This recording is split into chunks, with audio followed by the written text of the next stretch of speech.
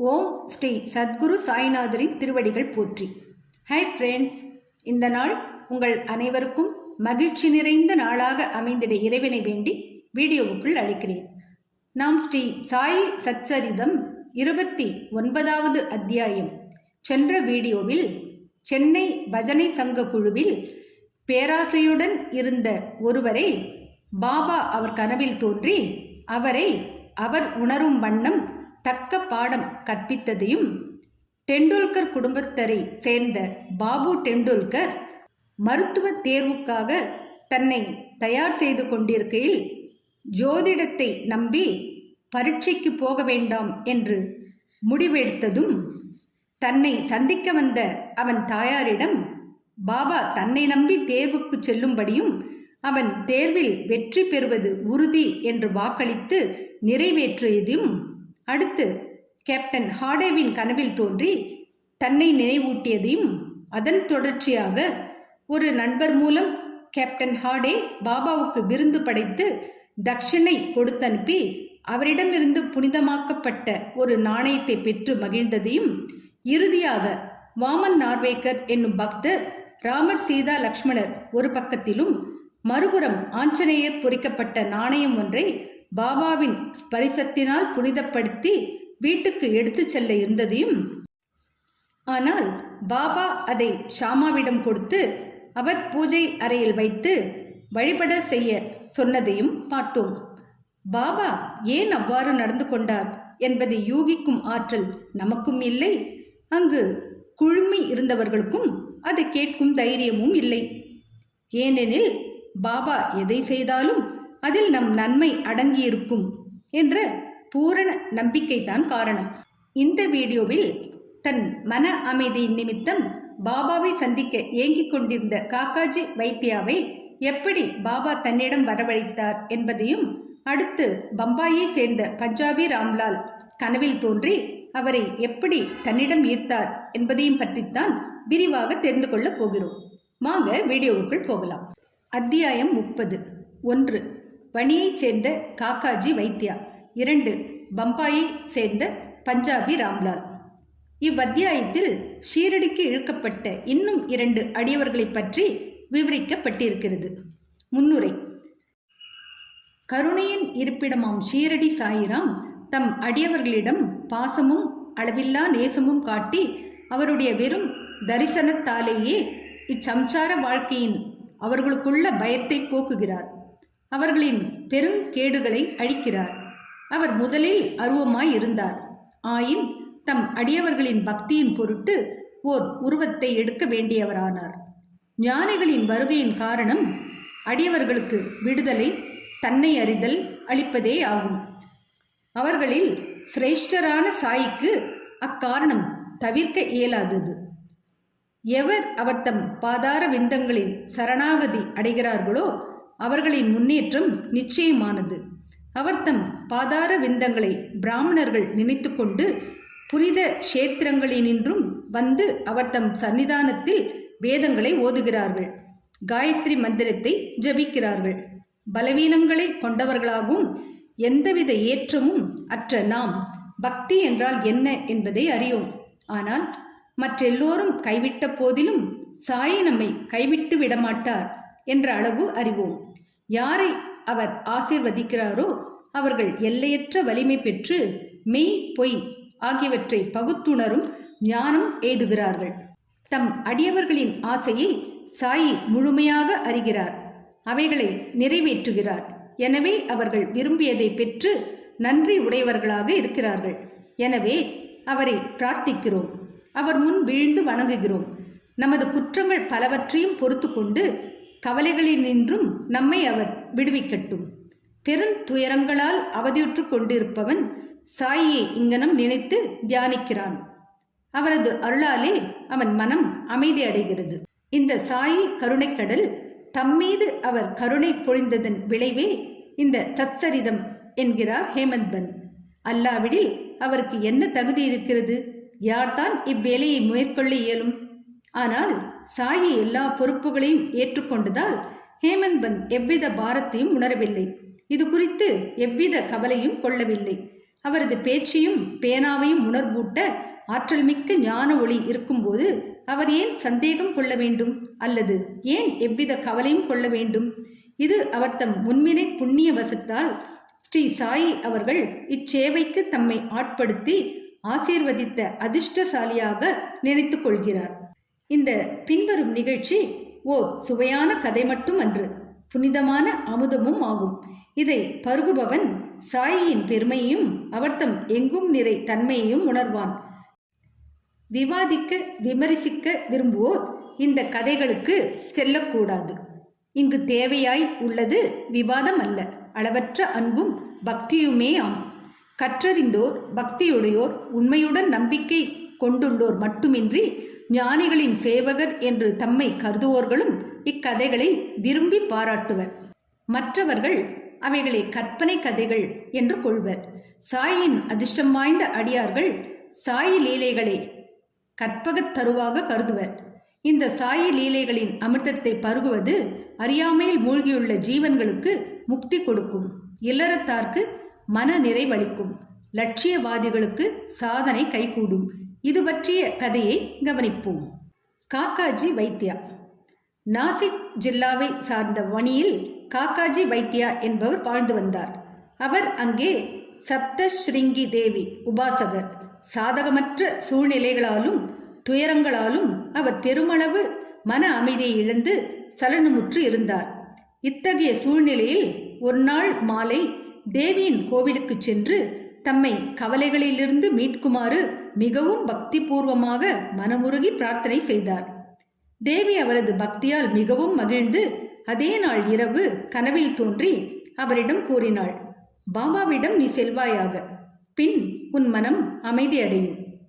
இந்த பாபா யார் என்று அவளிடம் இருந்து அறிவதில் காக்காஜி ஆர்வமுற்றார்.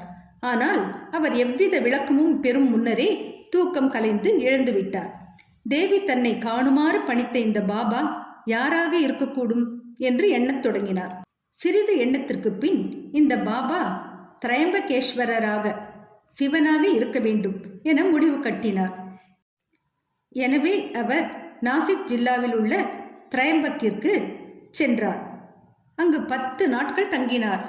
அவ்வமயம் தினந்தோறும் அதிகாலை குளித்து ஸ்ரீருத்ரம் ஓதி அபிஷேகம் மற்ற பிற சமய சம்பிரதாயங்களையும் செய்தார். இவர்கள் எல்லாம் செய்தும் கூட முன்போலவே அவர் சலனமுற்றவராகவே இருந்தார். பின்னர் அவர் தமது இருப்பிடத்திற்கு சென்று மீண்டும் இறங்கத்தக்க நிலையில் வேண்டினார். அன்றிரவு தேவி மீண்டும் அவர் கனவில் தோன்றி, நீ ஏன் திரையம்பகேஸ்வரத்திற்கு சென்றாய்? நான் பாபா என்று கூறியது ஷீரடியை சேர்ந்த ஸ்ரீ சமர்த்த சாயியை என்றாள். எப்போது ஷீரடிக்கு போவது, எப்படி பாபாவை பார்ப்பது என்பதே காக்காஜியின் இப்போதைய கேள்வியாக இருந்தது. ஒரு ஞானியை தரிசிக்க ஒருவன் உண்மையான ஆர்வம் உள்ளவனாக இருப்பின் ஞானி மாத்திரமல்ல, கடவுளும் அவனது வேண்டுகோளை நிறைவேற்றுகிறார். உண்மையில் சந்தும் ஞானி அனந்தும் கடவுள் ஒருவரே. எள்ளளவும் அவர்களிடையே வேறுபாடு இல்லை. ஒரு ஞானியை பார்க்க அவனாகவே செல்கிறான் என்று ஒருவன் நினைத்தால் அது வெறும் டம்பமே ஆகும். ஞானியின் அருளின்றி எவரே அவரை அணுகி தரிசிக்க இயலும்? மரத்தின் இலை கூட அவன் ஆணையின்றி அசைவதில்லை. ஞானியிடம் செல்ல பக்தன் எவ்வளவு அதிகம் கவலை உள்ளவனாக இருக்கிறானோ, எவ்வளவு அதிகம் பக்தியுடனும் நம்பிக்கையுடனும் இருக்கிறானோ, அவ்வளவு விரைவில் அவன் மனநிறைவு அடையும் வண்ணம் அவனது எண்ணம் நிறைவேற்றப்படும். யாரையாவது விருந்துக்கு அழைக்கும் ஒருவன் அவரை வரவேற்பதற்கு சகல ஏற்பாடுகளையும் செய்கிறான். காக்காஜி சம்பந்தப்பட்ட விஷயமும் அங்கனமே நடந்தது. ஷாமாவின் வேண்டுதல்கள். ஷீரடிக்கு தமது விஜயத்தை பற்றி காக்காஜி நினைத்து கொண்டிருக்கையில் அவரை அழைத்துச் செல்ல ஒருவர் அவர் இருப்பிடத்திற்கே வந்தார். அவர் வேறு யாரும் அல்ல, பாபாவின் மிக்க நெருங்கிய பழக்கமுள்ள அடியவரான ஷாமாவே ஆவார். இத்தருணத்தில் அவர் வணிக்கு எங்கனம் வந்தார் என்பதை தற்போது கவனிக்கலாம். ஷாமா தமது இளம் வயதில் தீவிரமாக நோய்வாய்ப்பட்டார். அவரது தாயார் அவர்களின் குலதெய்வமான வணியில் உள்ள சப்தஸ்ருங்கி தேவியிடம் தன் மகன் குணமடைந்தால் அழைத்து வந்து அவள் பாதத்தில் சமர்ப்பிப்பதாக வேண்டிக் கொண்டாள். தாயாரோ சில ஆண்டுகளுக்கு பிறகு தனது ஸ்தனங்களில் ஒருவித தோல் வியாதியால் அவதியுற்றாள். அத்தருணத்தில் தனது தெய்வமான தேவியிடம் மீண்டும் ஒரு வேண்டுதலை செய்தாள். இந்த 2 வேண்டுதல்களும் நிறைவேற்றப்படாமலே இருந்தன. அவளது மரணப்படுக்கையில் தனது மகன் ஷாமாவை தன் அருகே அழைத்து வேண்டுதல்களை குறித்து அவரது கவனத்தை ஈர்த்து அவற்றை நிறைவேற்றுவதாக சத்தியம் வாங்கிய பின்பு உயிர் நீத்தாள். சில நாட்களுக்கு பின்னர் ஷாமா இவ்வேண்டுதல்களை குறித்து மறந்துவிட்டார். இவ்வாறாக 30 ஆண்டுகள் கடந்தன. இத்தருணத்தில் ஒரு புகழ்பெற்ற ஜோதிடர் ஷீரடிக்கு வந்து அங்கு 1 மாதம் தங்கியிருந்தார். ஸ்ரீமான் பூட்டியையும் மற்றவர்களையும் குறித்து அவர் கூறிய முன்னோடி செய்திகள் யாவும் உண்மையாயின. அனைவரும் மகிழ்ந்தனர். ஷாமாவின் தம்பியான பாபாஜியும் ஜோதிடரை கலந்து ஆலோசித்தார். அப்போது அவரது தாயாரின் வேண்டுதல்களை அவரின் அண்ணன் அவளின் மரணப்படுக்கையில் நிறைவேற்றுவதாக வாக்களித்து இன்னும் நிறைவேற்றப்படவில்லை. எனவே கடவுள் அவர்கள் மீது மகிழ்வுறாமல் அவர்களுக்கு துன்பங்களை அளித்து கொண்டு இருக்கிறார் என்று கூறினார். பாபாஜி இதை தன் அண்ணனிடம் கூறவும் அவர் நிறைவேற்றப்படாத வேண்டுதல்களை நினைவு கூர்ந்தார். மேற்கொண்டு எவ்வித தாமதமும் ஆபத்தானது என எண்ணி ஒரு பொற்கொல்லனை அழைத்து 1 ஜதை வெள்ளி ஸ்தனங்களை தயாரிக்க சொன்னார். பின்னர் அவர் மசூதிக்கு சென்று பாபாவின் முன்னால் வீழ்ந்து பணிந்து அவர் முன்னர் 2 வெள்ளி ஸ்தனங்களையும் வைத்து ஏற்றுக்கொண்டு தம்மை வேண்டுதல்களினின்று விடுவிக்கும்படி, ஏனெனில் பாபாவே ஷாமாவுக்கு சப்தஸ்ருங்கி தெய்வம், வேண்டிக் கொண்டார். சப்தஸ்ருங்கி கோவிலுக்கு அவரையே போகும்படியும் அவற்றை தேவியின் பாதங்களில் அவரையே சமர்ப்பிக்கும்படியும் பாபா வற்புறுத்தினார். பாபாவின் அனுமதியையும் ஊதியையும் பெற்ற பின் ஷாமா பணிக்கு புறப்பட்டார். அங்கு அவர் பூசாரியை தேடிக்கொண்டு காக்காஜியின் வீட்டை வந்தடைந்தார். காக்காஜி அப்போதுதான் பாபாவை பார்க்க மிக்க கவலை உள்ளவராக இருந்தார். அத்தருணத்தில் ஷாமாவும் அங்கு வந்தடைந்தார். எத்தகைய வியத்தகு ஒற்றுமை இது! காக்காஜி அவரை யார் என்றும் எப்போது அவர் வந்தார் என்றும் விசாரித்தார். அவர் ஷீரடியிலிருந்து வந்திருக்கிறார் என்று அறிந்தவுடன் உடனே அவரை கட்டி அணைத்து கொண்டார். அன்பால் அவர் அந்த அளவிற்கு ஆக்கிரமிக்கப்பட்டிருந்தார். பின்னர் அவர்கள் சாயின் லீலைகளை பற்றி பேசினர்.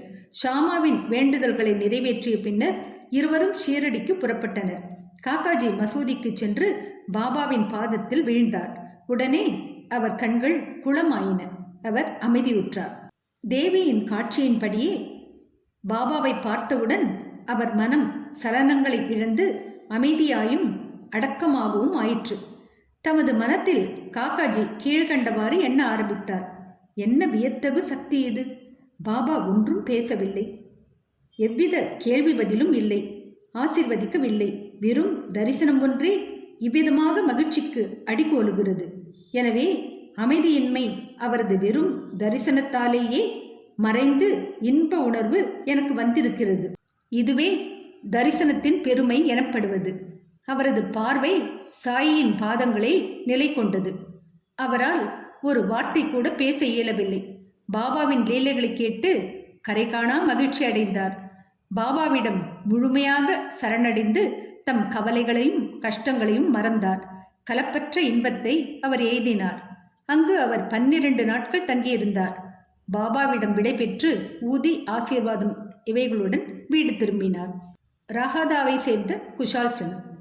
அதிகாலை நேரங்களில் நாம் காணும் கனவானது விழித்திருக்கும் போது நனவாகிறது என்று சொல்லப்படுகிறது. அம்மாதிரி இருக்கலாம். ஆனால் பாபாவின் கனவுகளுக்கு கால நியதி இல்லை. நிகழ்ச்சி ஒன்றை குறிக்குங்கால் ஒரு நாள் மாலை பாபா காக்கா சாஹேப் தீக்ஷித்தை அழைத்து ராகதாவிற்கு சென்று தாம் நெடுநாள் குஷால் சந்தை பார்க்காத காரணத்தால் அவரை ஷீரடிக்கு அழைத்து வருமாறு கூறினார். அங்கனமே காக்கா சாஹேப் ஒரு குதிரை வண்டியை அமர்த்தி கொண்டு ராகதா சென்று பாபாவின் செய்தியை தெரிவித்தார். அதை கேட்டு குஷால் சந்த் ஆச்சரியமடைந்தார். அன்று மதியம் உண்ட பின் சிறு துயில் கொண்டிருந்த போது பாபா அவர் கனவில் தோன்றி உடனே ஷீரடிக்கு வரும்படி கூறினார் என்றும் தாமும் ஷீரடிக்கு வருவதற்கு ஆவலாக இருப்பதாகவும் குஷால் சந்த் கூறினார். பக்கத்தில் தமது குதிரை இல்லாததால் தமது மகனை பாபாவுக்கு அறிவிக்கும்படியாக அனுப்பியிருந்தார். அவருடைய மகன் கிராம எல்லைக்கு போய்க் கொண்டிருந்த போது தீக்ஷித்தின் வண்டி எதிரே வந்தது. தீக்ஷித் குஷால் சந்தை அழைத்து வரவே தாம் அனுப்பப்பட்டிருப்பதாக அறிவித்தார். பின் இருவரும் ஷீரடி திரும்பினர். குஷால் சந்த் பாபாவை கண்டார். அனைவரும் மகிழ்ச்சியுற்றனர். பாபாவின் இந்த லீலையைக் கண்டு குஷால் சந்த் மிகவும் உணர்ச்சி வசப்பட்டார். பம்பாயை சேர்ந்த பஞ்சாபி ராம்லால். பம்பாயை சேர்ந்த ராம்லால் என்ற பஞ்சாபி பிராமணர் ஒரு கனவு கண்டார். அதில் பாபா தோன்றி ஷீரடிக்கு வரும்படி கூறினார். காட்சியில் அவர் ஒரு மகான் ஆக தோன்றினார். ஆனால் அவர் எங்கிருப்பார் என ராம்லால் அறியார். பாபாவை சென்று பார்க்க எண்ணினார். ஆனால் அவரது விலாசத்தை அறியார். என்ன செய்வதென்று அவருக்கு தெரியவில்லை. ஒரு பேட்டிக்காக ஒருவரை அழைப்பவன் தேவையான ஏற்பாடுகள் அனைத்தையும் செய்கிறான். இந்த விஷயத்தில் அதுவே நடந்தது. அதே நாள் மாலை வீதிகளில் மெதுவாக நடந்து கொண்டிருக்கும் போது பாபாவின் ஒரு படத்தை ஒரு கடையில் அவர் கண்டார். அவர் கனவில் கண்ட மகானின் உருவாம்சங்கள் இப்படத்துடன் மிக பொருத்தமாக ஒன்றின. விசாரித்ததில் அவர் ஷீரடியை சேர்ந்த சாய்பாபா என தெரிந்து கொண்டார். ஷீரடிக்கு உடனே சென்றார். தனது இறுதி காலம் வரை அங்கேயே தங்கினார். தரிசனத்துக்காக இவ்விதமாக பாபா ஷீரடிக்கு தமது அடியவர்களை கொணர்ந்தார். அவர்களின் ஆத்மார்த்த லௌகீக தேவைகளை பூர்த்தி செய்தார். ஸ்ரீ சாயியை பணிக. அனைவருக்கும் சாந்தி நிலவட்டும். அடுத்த வீடியோவில் பாபா முன்னிலையில் உயிர்நீத்த ஒரு சில பக்தர்கள், ஒரு புலி உட்பட இவர்களை பற்றித்தான் தெரிந்து கொள்ளப் போகிறோம்.